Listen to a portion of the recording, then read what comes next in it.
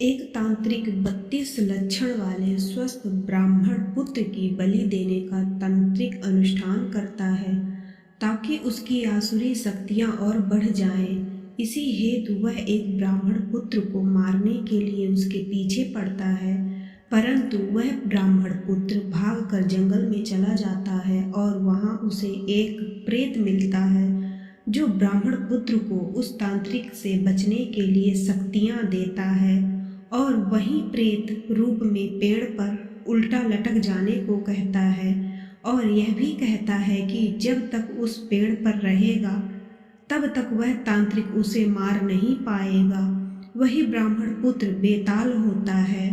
कपटी तांत्रिक एक भिक्षुक योगी का स्वांग रचता है और राजा विक्रम के पराक्रम और शौर्य गाथाओं को सुनकर अपना काम निकलवा लेने का जाल बिछाता है और राजा विक्रम को यात्रा के दौरान प्रतिदिन एक स्वादिष्ट फल भेंट भेजता है जिसके अंदर एक कीमती रत्न रूबी होता है। इस भेद का पता लगाने राजा विक्रम उस भिक्षुक की खोज करते हैं। अंततः राजा विक्रम उसे खोज लेते हैं। उस ढोंगी भिक्षुक में स्वयं बेताल को लाने की शक्तियां नहीं होती, इसलिए वह स्वांग रचकर राजा विक्रम से उस पेड़ पर लटक रहे प्रेत बेताल को पाने के लिए कहता है। राजा विक्रम उस तांत्रिक की असल मंशा से अनजान उसका काम करने निकल पड़ते हैं।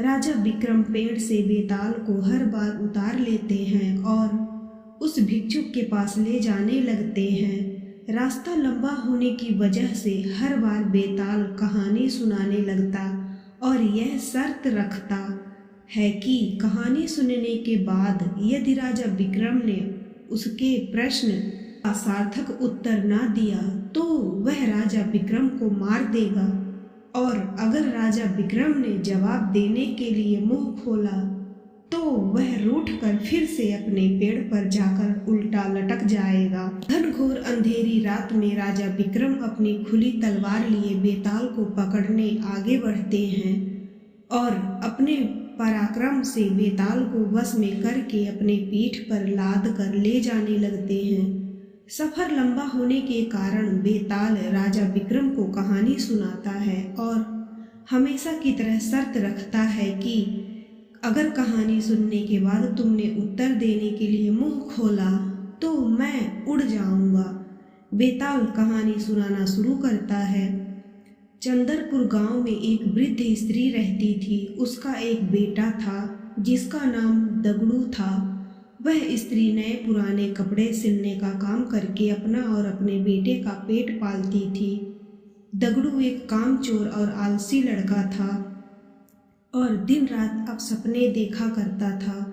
दगड़ू के साथ एक बड़ी परेशानी थी कि उसे अक्सर बुरे सपने ही आते थे और जब भी कोई बुरा सपना आता था वह सपना हकीकत बन जाता था। एक दिन दगड़ू को सपना आता है कि कुछ लोग नवविवाहित दंपति और बारात को लूट रहे हैं और उनसे मारपीट भी कर रहे हैं। दगड़ू ने जिसे सपने में देखा होता है वही दुल्हन बनने वाली लड़की अपनी शादी का लहंगा सिल जाने के बाद वापस लेने दगड़ू की माँ के पास आती है।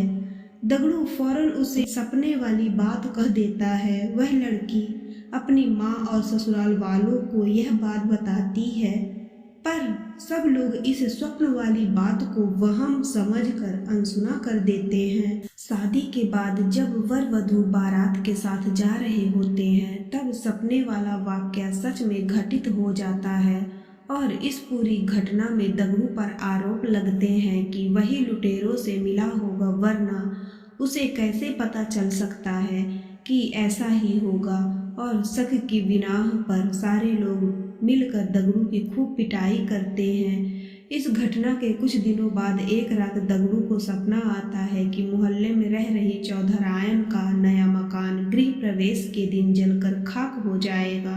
तभी अगले ही दिन चौधरायन उस मकान को बनवाने की खुशी में लड्डू लेकर दगड़ू की माँ के पास पहुँचती है और गृह प्रवेश समारोह के दिन जलसे में आने का न्योता देती है। वहीं पर सपने की बात दगड़ू फौरन अपनी माँ से और चौधरायन से कह देता है।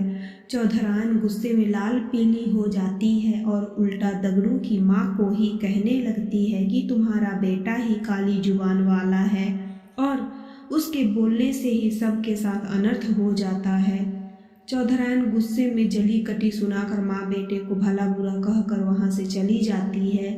गृह प्रवेश समारोह के दौरान कोई घटना ना हो इसके लिए पक्के इंतजाम किए जाते हैं, पर फिर भी किसी न किसी तरह आग की चिंगारी चौधरायन के भव्य मकान के पर्दों में लग जाती है और देखते देखते रौद्र रूप धारण करके पूरा मकान जलाकर खाक कर देती है। दगड़ू इस बारे में पहले ही बोल चुका था, इसलिए सब उसे काली जुबान का बोल उस पर टूट पड़ते हैं और उसे मारकर गांव से निकाल देते हैं।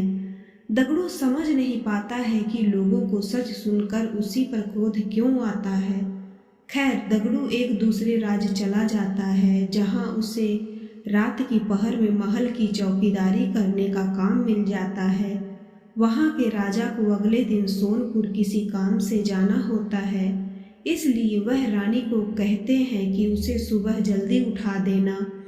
दगड़ू रात में महल के दरवाजे पर चौकीदारी कर रहा होता है, तभी अंधेरा होने पर उसे नींद आ जाती है और फिर उसे सपना आता है कि सोनपुर में भूकंप आया है और वहां मौजूद सभी व्यक्ति मर गए हैं। दगड़ू चौंक कर जाग जाता है और अपनी चौकीदारी करने लगता है। दगड़ू सुबह राजा के सोनपुर जाने की बात सुनता है, तभी उनका रथ रुकवाकर अपने स्वप्न वाली बात राजा को बता देता है। राजा सोनपुर जाने का कार्यक्रम रद्द कर देते हैं और अगले दिन ही समाचार आता है कि सोनपुर में अचानक भूकंप आया और वहां एक भी व्यक्ति जीवित नहीं बचा है।